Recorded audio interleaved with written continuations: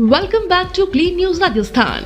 चलिए देखते हैं राजस्थान की 15 फटाफट बड़ी खबरों को। सीएम अजय लाल ने रक्षाबंधन और संस्कृत दिवस की दी शुभकामनाएं, रिश्तों का महत्व बताया। मुख्यमंत्री अजय लाल शर्मा ने प्रदेशवासियों को रक्षाबंधन और संस्कृत दिवस की शुभकामनाएं दी हैं। रक्षाबंधन के अवसर पर उन्होंने कहा कि यह पर्व भाई बहन के रिश्ते की मजबूती और आपसी स्नेह का संदेश देता है। मुख्यमंत्री ने कहा कि रक्षाबंधन रिश्तों के महत्व को समझने और उन्हें जिम्मेदारी के साथ निभाने की प्रेरणा देता है। उन्होंने प्रदेशवासियों से आपसी प्रेम, सद्भाव और भाईचारा की भावना को मजबूत करने का आह्वान किया। संस्कृत दिवस पर उन्होंने संस्कृत भाषा और भारतीय संस्कृति में उसके योगदान को भी याद किया। मुख्यमंत्री ने दोनों अवसरों पर प्रदेश की सुख समृद्धि और खुशहाली की कामना की। त्योहारों को सामाजिक एकता और सांस्कृतिक विरासत से जोड़ते हुए उन्होंने सभी को शुभकामनाएं दी। राजस्थान के 11 और जिलों में खाद की नई व्यवस्था लागू, किसानों को पारदर्शी तरीके से मिलेगा यूरिया। राजस्थान के किसानों के लिए खाद को लेकर बड़ी खबर है। प्रदेश के 11 और नए जिलों में उर्वरक बिक्री की नई व्यवस्था लागू कर दी गई है। इसके तहत किसानों को फार्मर आईडी के जरिए पारदर्शी तरीकों से यूरिया उपलब्ध कराया जाएगा। यूरिया की कीमत 267 रुपए की प्रति बोरी तय की गई है। इस व्यवस्था में किसान की पहचान और पात्रता के आधार पर खाद का वितरण किया जाएगा। इससे कालाबाजारी और अनियमितता पर रोक लगाने में मदद मिलेगी। कोटा, दौसा, टोंक और सवाई माधोपुर समेत नए जिलों में किसानों को इसका लाभ मिलेगा। सरकार का उद्देश्य किसानों को समय पर उचित दर पर खाद उपलब्ध कराना है। नई व्यवस्था से वितरण प्रक्रिया में पारदर्शिता बढ़ने और किसानों को अनावश्यक परेशानी से राहत मिलने की उम्मीद है। नेपाल में बाढ़ से कई भारतीय लापता, राजस्थान सरकार ने मदद के लिए हेल्पलाइन नंबर किए जारी। नेपाल के रासुवा इलाके में बाढ़ की गंभीर स्थिति के बीच कई भारतीयों के लापता होने की खबर सामने आई है। इसे देखते हुए राजस्थान सरकार ने वहां फंसे राजस्थान के नागरिकों और श्रद्धालुओं की सहायता के लिए हेल्पलाइन नंबर जारी किए हैं। सरकार ने प्रभावित लोगों और उनके परिजनों से जरूरत पड़ने पर इन नंबरों पर संपर्क करने की अपील की है। नेपाल में बाढ़ से कई इलाकों में जनजीवन प्रभावित हुआ है और संपर्क व्यवस्था भी बाधित हुई है। राजस्थान सरकार की स्थिति पर नजर रखते हुए संबंधित एजेंसियों के साथ समन्वय कर रही है। सरकार का प्राथमिक उद्देश्य नेपाल में मौजूद राजस्थानियों की जानकारी जुटाना और जरूरत पड़ने पर उन्हें सहायता उपलब्ध कराना है। संकट की स्थिति में लोगों से आधिकारिक माध्यमों से ही जानकारी लेने की अपील की गई है। सीएम अजय लाल ने पीएम मोदी के खेल अभियान को बताया प्रेरणादायी, युवाओं से आगे बढ़ने का आह्वान। मुख्यमंत्री अजय लाल शर्मा ने प्रधानमंत्री नरेंद्र मोदी के खेल अभियान को युवाओं के लिए प्रेरणादायी बताया है। उन्होंने कहा कि युवाओं की मेहनत और प्रतिभा के दम पर विकसित भारत का संकल्प साकार होगा। मुख्यमंत्री ने खेलों को युवा शक्ति के विकास और देश की प्रगति से जोड़ते हुए खिलाड़ियों को आगे बढ़ने के लिए प्रोत्साहित किया। उन्होंने कहा कि खेल युवाओं में अनुशासन, आत्मविश्वास और नेतृत्व क्षमता विकसित करते हैं। सरकार की ओर से खेल प्रतिभाओं को बेहतर अवसर और सुविधाएं उपलब्ध कराने पर जोर दिया जा रहा है। मुख्यमंत्री का कहना है कि देश के युवा अपनी मेहनत से राष्ट्रीय और अंतर्राष्ट्रीय स्तर पर भारत का नाम रोशन कर सकते हैं। त्योहारी सीजन में यात्रियों को राहत, बाड़मेर हरिद्वार स्पेशल ट्रेन के 27 फेरे बढ़े। त्योहारी सीजन में यात्रियों की बढ़ती भीड़ को देखते हुए रेलवे ने राहत दी है। बाड़मेर हरिद्वार स्पेशल ट्रेन के 27 अतिरिक्त फेरे बढ़ाए गए हैं। इससे राजस्थान से हरिद्वार जाने वाले यात्रियों को अतिरिक्त रेल सुविधा मिलेगी। रामदेवड़ा मेले के दौरान श्रद्धालुओं की बढ़ती संख्या को देखते हुए भी रेलवे ने सेवाओं को मजबूत किया है। त्योहारों और धार्मिक आयोजनों के दौरान ट्रेन में यात्रियों की संख्या बढ़ जाती है। अतिरिक्त फेरों से यात्रियों को टिकट और यात्रा के लिए ज्यादा विकल्प मिलने की उम्मीद है।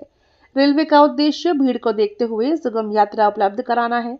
यात्रियों को सलाह दी गई है कि वे यात्रा से पहले ट्रेन के संशोधित शेड्यूल और उपलब्धता की जानकारी जरूर जांच लें। राजस्थान के 80% स्कूल डिजिटल शिक्षा से दूर, 19,600 सरकारी स्कूलों में सुविधा नहीं पहुंची। राजस्थान के सरकारी स्कूलों में डिजिटल शिक्षा की पहुंच को लेकर चिंताजनक आंकड़े सामने आए हैं। प्रदेश के करीब 80% स्कूलों तक अब भी डिजिटल एजुकेशन की सुविधा नहीं पहुंच पाई है। लगभग 19,600 सरकारी स्कूल डिजिटल शिक्षा से दूर बताए जा रहे हैं। ऐसे में ग्रामीण और दूरदराज के क्षेत्रों में पढ़ने वाले विद्यार्थियों को आधुनिक शिक्षण संस्थानों का पूरा लाभ नहीं मिल पा रहा। डिजिटल शिक्षा के लिए स्मार्ट क्लास, इंटरनेट और तकनीकी संसाधनों की उपलब्धता जरूरी है। शिक्षा व्यवस्था को आधुनिक बनाने के लिए इन सुविधाओं का विस्तार बड़ी चुनौती है। सरकार के सामने अब बड़ी संख्या में स्कूलों को डिजिटल संसाधनों से जोड़ने और विद्यार्थियों को तकनीक आधारित शिक्षा उपलब्ध कराने की जरूरत है। राजस्थान में दिखा पॉलिटिकल रक्षाबंधन, दिया कुमारी ने प्रेमचंद बैरवा समेत नेताओं को बांधी राखी। जयपुर में रक्षाबंधन के मौके पर राजनीति का अलग रंग देखने को मिला। उप मुख्यमंत्री दिया कुमारी ने डिप्टी सीएम प्रेमचंद बैरवा, भाजपा प्रदेश अध्यक्ष मदन राठौर और अजय कुमार को राखी बांधी। इस दौरान भाई बहन के रिश्ते और स्नेह का संदेश दिया गया।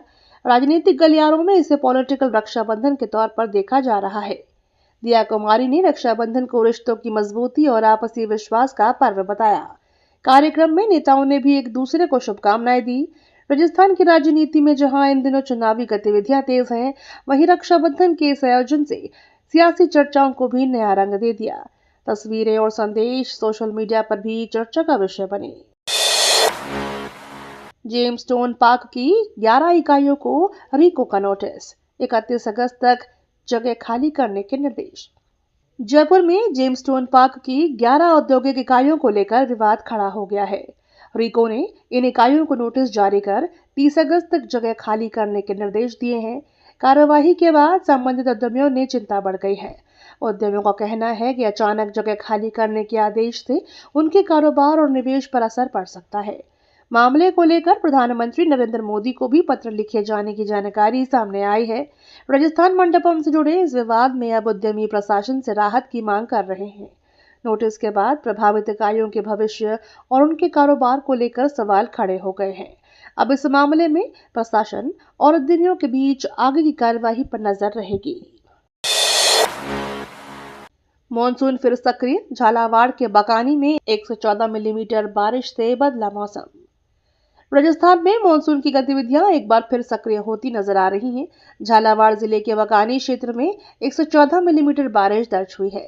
तेज बारिश के बाद इलाके में मौसम सुहाना हो गया और लोगों को गर्मी तथा उमस से राहत मिली। बारिश से खेतों में भी पानी पहुंचा है, जिससे खरीफ फसलों को फायदा मिलने की उम्मीद है। हालांकि ज्यादा बारिश वाले क्षेत्रों में जल भराव और स्थानीय यातायात प्रभावित होने की स्थिति भी बन सकती है। मौसम विभाग की ओर से आने वाले दिनों में प्रदेश के अलग अलग हिस्सों में बारिश की संभावना जताई जा रही है। प्रशासन ने भी बारिश और जलभराव की स्थिति पर नजर बनाए रखने के निर्देश दिए हैं। किसानों की निगाह अब मानसून की आगे की गतिविधियों पर टिकी हुई है।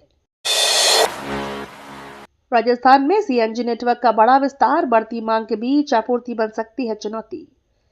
राजस्थान में सीएनजी के इस्तेमाल को बढ़ावा देने के साथ इसके नेटवर्क का विस्तार तेजी से किया जा रहा है। शहरों और नए क्षेत्रों में सीएनजी की उपलब्धता बढ़ाने की तैयारी है। हालांकि बढ़ते नेटवर्क के साथ पर्याप्त आपूर्ति बनाए रखना बड़ी चुनौती बन सकती है। सीएनजी वाहनों की संख्या बढ़ने से आने वाले समय में ईंधन की मांग भी बढ़ने की संभावना है। ऐसे में नए स्टेशन खोलने के साथ देश की नियमित और पर्याप्त आपूर्ति सुनिश्चित करना जरूरी होगा। सीएनजी को पेट्रोल डीजल के मुकाबले अपेक्षाकृत स्वच्छ ईंधन माना जाता है, इसलिए इसे विस्तार से प्रदूषण कम करने में भी मदद की उम्मीद है। अब सरकार और कंपनियों के सामने नेटवर्क विस्तार के साथ सप्लाई चेन को मजबूत करने की चुनौती रहेगी। स्वाइन फ्लू को लेकर स्वास्थ्य विभाग सतर्क, राजस्थान में जनवरी से अब तक 146 पॉजिटिव मामले। राजस्थान में स्वाइन फ्लू के बढ़ते मामलों को देखते हुए स्वास्थ्य विभाग सतर्क हो गया है। प्रदेश में जनवरी से अब तक स्वाइन फ्लू के 146 पॉजिटिव मामले सामने आए हैं। मौसमी बीमारियों के बीच विभाग ने निगरानी और जांच व्यवस्था पर जोर दिया है। अस्पतालों और स्वास्थ्य केंद्रों में संदिग्ध मरीजों की पहचान और जांच को लेकर सतर्कता बढ़ती जा रही है। स्वास्थ्य विभाग ने लोगों से लक्षण दिखाई देने पर समय पर चिकित्सकीय सलाह लेने की अपील की है। बदलते मौसम में सावधानी और स्वच्छता का विशेष ध्यान रखने की सलाह दी जा रही है। विभाग की ओर से स्थिति पर लगातार नजर रखी जा रही है, ताकि संक्रमण के मामलों में बढ़ोतरी होने पर समय रहते जरूरी कदम उठाए जा सके। नेपाल त्रासदी के बीच राजस्थान सरकार का फैसला, पशुपतिनाथ तीर्थ यात्रा 31 अगस्त तक स्थगित। नेपाल में बनी आपदा की स्थिति को देखते हुए राजस्थान सरकार ने पशुपतिनाथ तीर्थ यात्रा को 31 अगस्त तक स्थगित कर दिया है। नेपाल में बाढ़ और आपदा से हुए हालात के बीच यात्रियों की सुरक्षा को प्राथमिकता देते हुए यह निर्णय लिया गया है। सरकार स्थिति पर नजर बनाए हुए है और हालात सामान्य होने के बाद यात्रा को लेकर फैसला लिया जाएगा। पशुपतिनाथ मंदिर नेपाल के प्रमुख धार्मिक स्थलों में शामिल है और राजस्थान से भी बड़ी संख्या में श्रद्धालु वहां आते हैं। श्रद्धालुओं से यात्रा स्थगित करने की अवधि में नेपाल जाने से बचने की अपील की गई है। सरकार की ओर से आगे की स्थिति के अनुसार नई जानकारी जारी की जाएगी। आयकरदाता निर्धन बन डकार गए 463 मीट्रिक टन गेहूं, 1104 परिवारों को नोटिस। राजस्थान में सरकारी गेहूं योजना में कथित अनियमितता का मामला सामने आया है। आयकरदाता होने के बावजूद कई परिवारों ने खुद को पात्र बताकर सरकारी गेहूं का लाभ उठाया। जांच में 1104 परिवार ऐसे मिले जिन्होंने कुल 463 मीट्रिक टन गेहूं लिया। अब संबंधित परिवारों को नोटिस जारी किए गए हैं और सरकार की ओर से रिकवरी की तैयारी की जा रही है।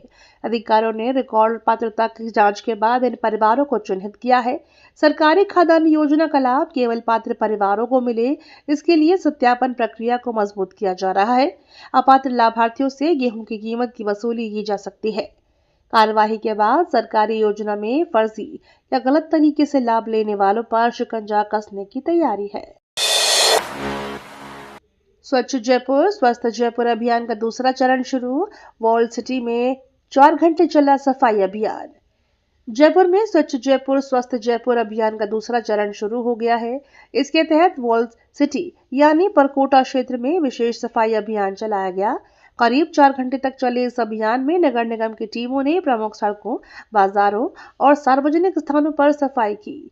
अभियान का उद्देश्य शहर में स्वच्छता व्यवस्था को बेहतर बनाने के साथ लोगों को साफ सफाई के प्रति जागरूक करना है। निगम की ओर से कचरा उठाने और सार्वजनिक स्थानों की नियमित सफाई पर भी जोर दिया जा रहा है।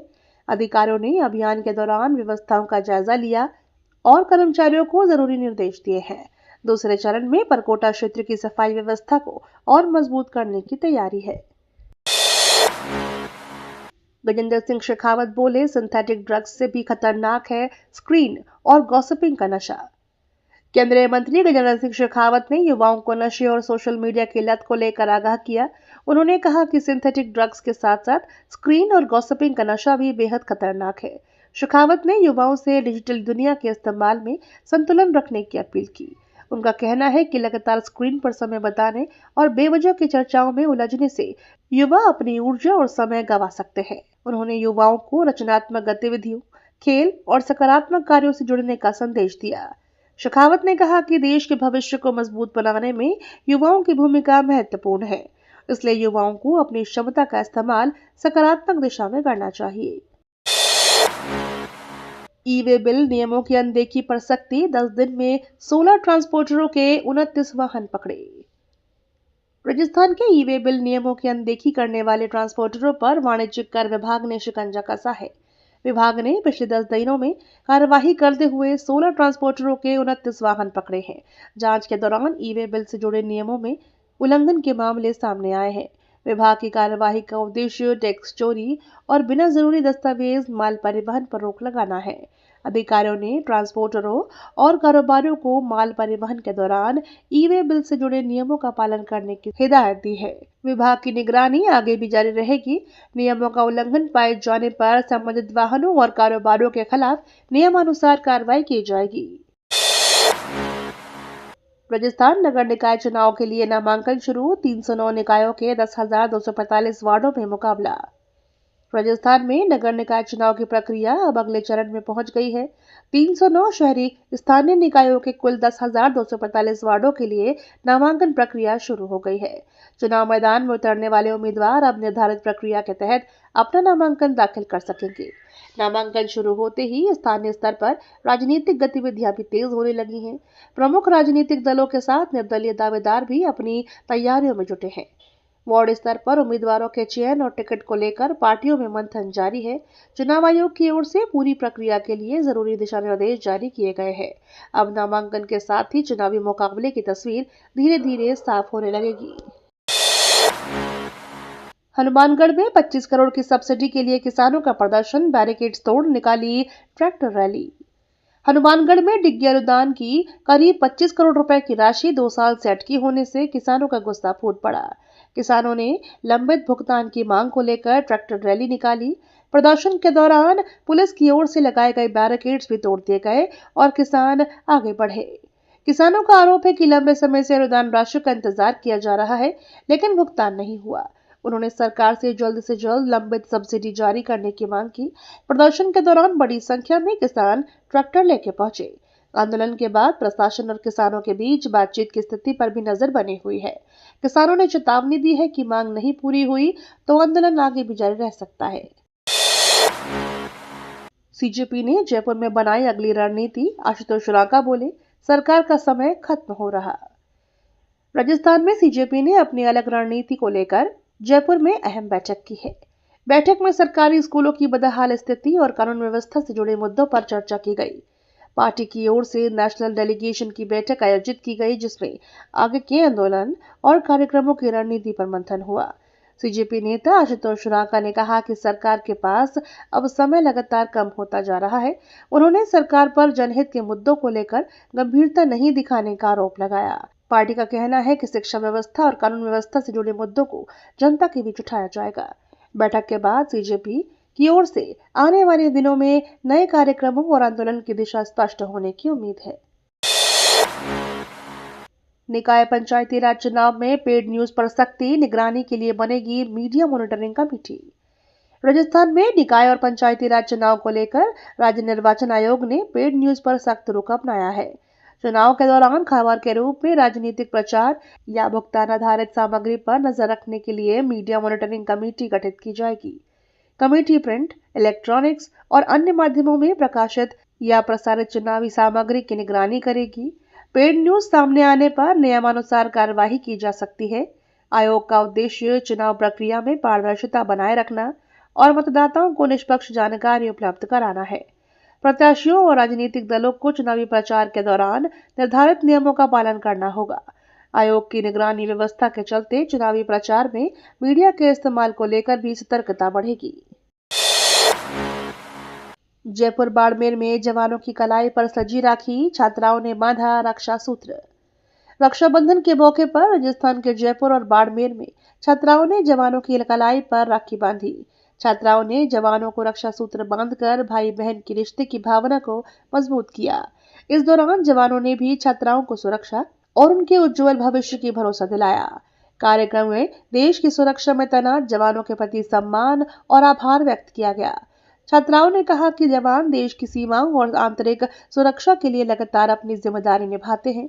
उनके लिए राखी बांधना गर्व और भावुकता का पल है। रक्षाबंधन के इस आयोजन ने जवानों और छात्राओं के बीच अपनत्व का संदेश दिया। कार्यक्रम के दौरान देशभक्ति और भाईचारे की भावना देखने को मिली।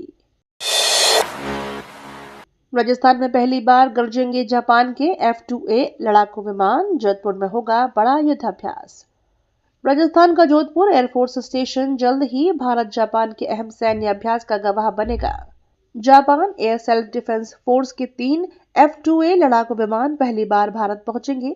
ये विमान भारतीय वायुसेना के साथ जोधपुर एयरफोर्स स्टेशन और आसपास के हवाई क्षेत्र में युद्ध अभ्यास करेंगे। वीर गार्जियन 26 अभियान के दौरान दोनों देशों की वायुसेनाएं अपनी युद्ध क्षमता, रणनीति और आपसी समन्वय को मजबूत करेंगी। जापानी लड़ाकू विमानों का भारत आना दोनों देशों के बढ़ते रक्षा सहयोग के लिहाज से महत्वपूर्ण माना जा रहा है।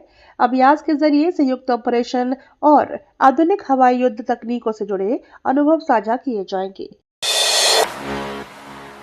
आरपीएससी सांख्यिकी अधिकारी परीक्षा का एडमिट कार्ड जारी, OMR भरने के लिए 10 मिनट अतिरिक्त। राजस्थान लोक सेवा आयोग की सांख्यिकी अधिकारी प्रतियोगी परीक्षा 2025 को लेकर अभ्यर्थियों के लिए महत्वपूर्ण अपडेट है। परीक्षा का प्रवेश पत्र डाउनलोड करने का लिंक एक्टिव कर दिया गया है। परीक्षा 30 अगस्त को सुबह 11 बजे से दोपहर 1:30 बजे तक आयोजित होगी। खास बात यह है कि OMR उत्तर पत्रक में 5वें विकल्प को भरने के लिए अभ्यर्थियों को 10 मिनट का अतिरिक्त समय दिया जाएगा। अभ्यर्थियों को परीक्षा केंद्र पर समय से पहुंचने और प्रवेश पत्र के साथ जरूरी दस्तावेज ले जाने की सलाह दी गई है। परीक्षा से पहले उम्मीदवार अपने एडमिट कार्ड में दिए गए केंद्र और निर्देशों को ध्यान से पढ़ लें। आयोग ने परीक्षा प्रक्रिया को लेकर जरूरी दिशा निर्देश जारी किए हैं। मुख्य सचिव वी श्रीनिवास को 6 माह का सेवा विस्तार, कार्मिक विभाग ने जारी किया आदेश। राजस्थान के मुख्य सचिव वी श्रीनिवास को 6 महीने का सेवा विस्तार दिया गया है। कार्मिक विभाग ने इस संबंध में औपचारिक आदेश जारी कर दिया है। सेवा विस्तार के बाद वी श्रीनिवास अब 28 फरवरी 2027 तक मुख्य सचिव के पद पर बने रहेंगे। सरकार के इस फैसले से प्रशासनिक स्तर पर निरंतरता बनी रहने की उम्मीद है। वी श्रीनिवास के अनुभव और प्रशासनिक कार्यशैली को देखते हुए उनके कार्यकाल को आगे बढ़ाने का निर्णय महत्वपूर्ण माना जा रहा है। अब वे अगले 6 महीनों तक राज्य की प्रशासनिक व्यवस्था की कमान संभालेंगे। सेवा विस्तार के आदेश के साथ ही उनके कार्यकाल को लेकर चल रही अटकलों पर भी विराम लग गया है। शिक्षा मंत्री मदन दिलावर के बेटे बहू का वोटर आवेदन खारिज, 6 माह का निवास प्रमाण नहीं मिला। 12 के अटरू में शिक्षा मंत्री मदन दिलावर के बेटे और बहू का वार्ड 21 की मतदाता सूची में नाम जुड़वाने का आवेदन खारिज कर दिया गया। एसडीएम की जांच में आवेदकों के 6 महीने से वार्ड में निवास करने का दावा प्रमाणित नहीं हो सका। इसके बाद प्रशासन ने आवेदन निरस्त करने का फैसला लिया। मामला सामने आने के बाद स्थानीय स्तर पर राजनीतिक चर्चाएं भी तेज हो गई हैं। मतदाता सूची में नाम जोड़ने के लिए निर्धारित पात्रता और निवास संबंधी दस्तावेजों की जांच की गई। प्रशासन का कहना है कि नियमों के तहत सत्यापन के बाद ही मतदाता सूची में नाम शामिल किया जाता है। आवेदन खारिज होने के बाद अब इस मामले को लेकर आगे किसी अपील या नई प्रक्रिया पर नजर रहेगी। ये तो थी राजस्थान की बड़ी खबरें। रोजाना सबसे पहले अपडेट पाने के लिए क्लीन न्यूज राजस्थान को अभी सब्सक्राइब करें।